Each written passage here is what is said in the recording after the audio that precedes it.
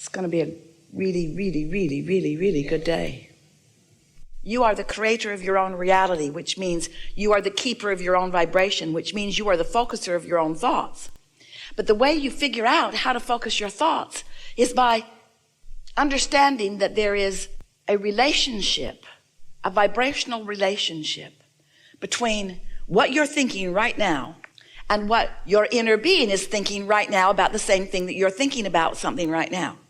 When you focus upon something, the whole of you is focused upon it too.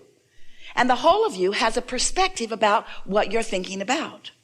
So let's say you're focused upon something that is really causing you a feeling of irritation. The reason that you feel that feeling of irritation is because your inner being is focusing upon exactly the same thing from a different point of view.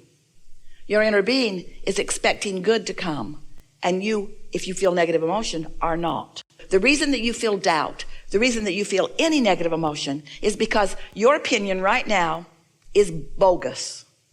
Or we can be kinder than that. Short-sighted. Or stupid. No.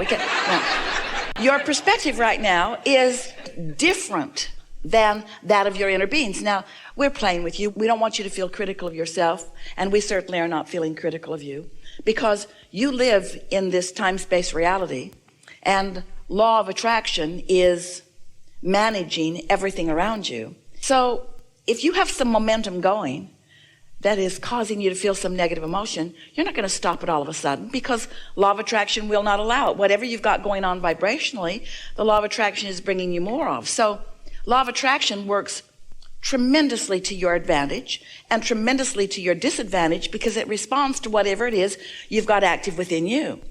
But it also responds to whatever your inner being has going on actively too. For example, if life has caused you to want more prosperity, your inner being is focused upon that prosperity, and not just believing it, but knowing it absolutely. So as your inner being is focused upon the prosperity that you've carved out and asked for, if you're focused for some reason on some event that makes you feel shortage consciousness, then there's a vibrational variance right here, right now on the same subject, because your inner being knows your financial abundance, and right now you don't. And you're feeling the negative emotion that is evidence to you of how much your inner being believes. It's also evidence of how much you don't believe, but that's not the part we want you to focus upon. We want you to focus upon how much your inner being believes in your autonomy, in your prosperity, in your ability to thrive on your own. Because each of you are extensions of source energy, and source energy is raining down around you and upon you and for you on your behalf, blessings of indescribable proportion and nature. And if you're not realizing them fully, it means you've got some shortage consciousness going on in your point of view, which we understand why you would, because you've been looking at what is, looking at what is, looking at what is. Oh, things move forward so much more slowly than they need to. You could clean up your vibration and shorten that gap of manifestation. And we wish that for you. We don't want you to wait so long for something that it's hard to remember how much you want it.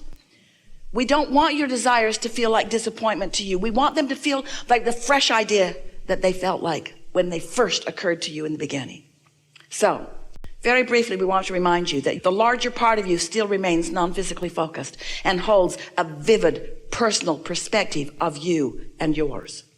So here you are in this physical body, doing what you came to, out here on the leading edge, sifting and sorting and coming to your personal important preferences about what you want. So you know what you don't want, and you know what you do want, and you're carving out of this contrasting experience your idea of how life would be better for you. And so you are creating, adding to this vibrational reality, and the source within you loves the ideas that you are sending forth and stands in the vibrational beingness of every evolutionary idea that you flow forth.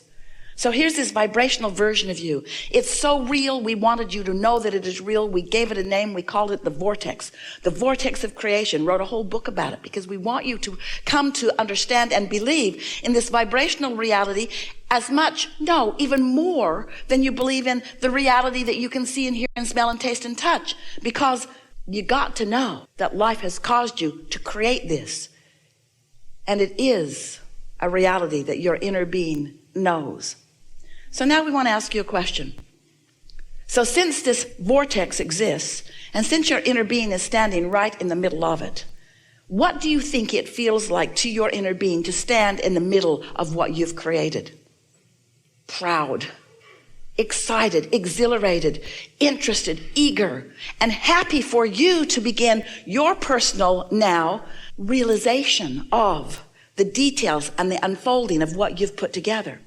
Now, you can't even describe it very well because you've been putting pieces of it in there for such a long time. And you don't even realize how perfectly the pieces that you've been asking for all fit with one another. So there is a reality that's been forming that when you allow it will surprise and delight you beyond our ability to describe it to you verbally. But it is gestating and it is growing and law of attraction is responding to it. Can you feel that law of attraction is responding to it? And as it grows and becomes and matures and exists, can you sort of get a feeling of your relationship with it? Can you feel how, as it is growing and expanding and becoming, can you feel how you, in your personality, in your human personality, have a relationship with it? Are you looking forward to the realization of it? Can you find the feeling of it? So as you hang around in more good feeling vibrations, as you meditate more and quiet your mind and therefore release all resistant thought, as you make lists of appreciation, and as you get out more, as you spend more time outside, as you move your body more and you drink more water and you just get feeling better and spend more time with people that are nice to be with and do the things that make you feel good, just live in your own life and get to yourself a little more and allow your natural cork to float right back up there where you belong in the good feeling vibration. So as you're doing more and more of that, frequently, because you'll be in that vibrational vicinity of where your vortex is, ideas will flow from that vortex right into your head. You'll realize something. You'll get an idea about something. You'll say, oh, I know what I want. I know what I want. And when that occurs, that means that there is a seamless transfer. This is thoughts turning to things. That's what's happening. Thoughts turning to things. But thoughts can't turn to things if the things that you are creating are in this high-flying vibration and you're over here in disappointment. You're not going to get any thoughts turning to things under those conditions. Thoughts can't turn to things unless you're up here in the vibration of where the things that you're wanting and the thoughts that are about them are on the same vibrational level. You got to be up there where you can receive them in the same way that you would tune your radio dial in your vehicle. Can't set your radio dial on 98.7 and hear what's being broadcast on 101. In other words, the frequencies have to match up. And you can't have your dial set on disappointment while everything that you've created set on joy and ecstasy and appreciation and love and have any transfer of thought. That's why you're disappointed. Who you really are is up here and who you're being right now isn't, you see. So you got to find some way. You have to be creative about it. You got to find some way of being happy anyway. You got to stop needing something to change so that you can have a good feeling response to it. You got to figure out how to be happy before it happens. That's what we mean by getting out ahead of it.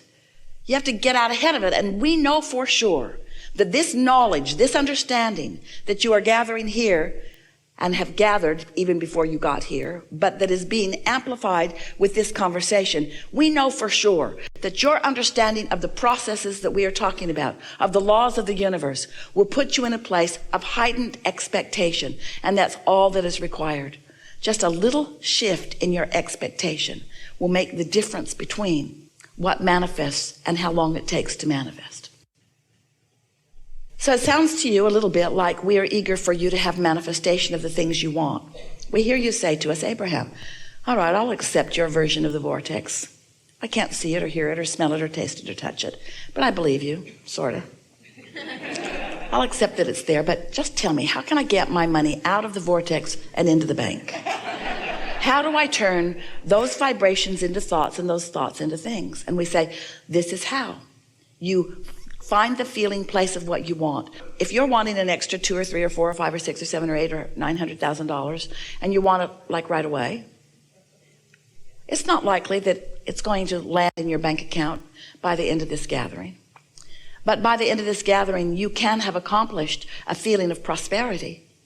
And if you can accomplish a feeling of prosperity by looking at the abundance that is evident in your life, both the financial abundance and the lifestyle abundance and the ease abundance and the clarity abundance and the friendship abundance and the magnificent planet abundance. In other words, there is so much abundance that you could focus upon.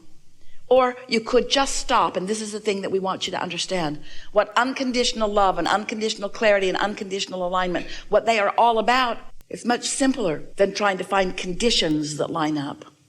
Because for every condition that you want, there's a condition that you don't want. And then you get in this sifting and sorting with conditions and you kind of get lost, especially in the beginning if your vibration isn't really clear. But you could close your eyes and you could focus on your breathing. Or you could count slowly. Or you could listen to a ticking of a clock. Or watch the flicker of a flame. Or listen for the squeal in the condenser of the air conditioner. You could focus upon something that required a little bit of concentration, not a lot. And as you focus upon something that requires a little bit of concentration, you will release resistant thought and your vibration will rise. And as your vibration rises, you will be in the vibrational frequency of your inner being. You will be in what we are calling the receptive mode. And if you would do that every day, if you would just sit for 15 or 20 minutes and just quiet your mind, it might take 13 minutes to quiet your mind. The earlier in the day you sit to do it, the better, because you don't have so many things already moving through your mind. But if you would sit to do it, Esther sat this morning, and within a minute or so, she was right up there. She could feel that high-flying place. And for just a moment, she thought, this is the place of no thought. This is the place of no thought. And she just sat in that satisfying feeling of no thought that was taking her away from who she really is. The satisfying feeling, a satisfying feeling of liquid love and absolute clarity and absolute and utter well-being. That feeling of connection to who you really are. And of course, we don't want you to meditate all day. We don't want you to even meditate more than 20 minutes. If you knew how much you wanted to be in these bodies, you wouldn't be trying to get out of them all the time. You want to be in these physical bodies, and you want to be experiencing the clarity of this time-space reality. But in order to get out ahead of it vibrationally, you got to find some way to break the momentum of the thoughts that you've been thinking, because sometimes you've got thoughts going and it feels like you just can't stop those thoughts, but you can. And the more you relax into your natural well-being, the more your vibration will shift, and then a wonderful thing happens. On same subjects, you have access to different thoughts around those subjects. When you meditate, you'll begin to move up on every subject to the place where the better feeling thoughts are what are moving through your mind. And then a marvelous thing happens to you. Law of attraction shows you the evidence of your movement, the evidence of your point of attraction movement. You can accomplish an entirely different vibrational set point than you started the day out in. Now, for many of you, you're already high flying much of the time. But all of you, this connection to source is not like a college diploma or degree where once you get it, it's yours forevermore. You're either aligned or you're not in the moment. It's a steady, ongoing, in the now relationship between the opinion or perspective of your inner being about what you're thinking about and your perspective about what you're looking at. So if you don't like somebody, you're out of agreement with your inner being. If you don't like yourself, you're out of agreement with your inner being. If you are down on yourself, you're out of agreement with your inner being. If you're down on somebody else, you're out of agreement with your inner being. It is our wish for you that you mind your own business. And your only business is whether you are in high-flying relationship with who you really are, or whether you've pinched yourself off to some degree for some unnecessary reason.